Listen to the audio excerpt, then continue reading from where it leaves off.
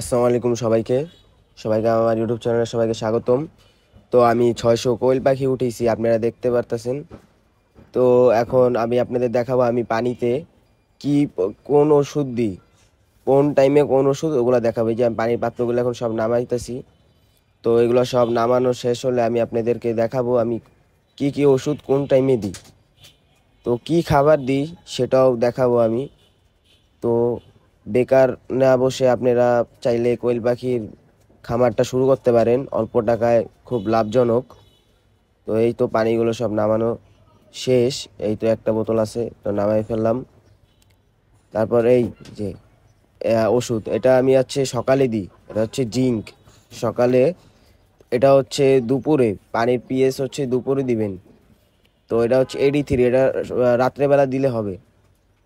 তো আপনারা 1 লিটার পানিতে দিবেন হচ্ছে 1 ml করে।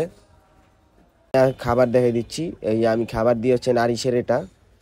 তো এই যে এটা দিতেছি এখন। ওদের বয়স 14 দিন এখন।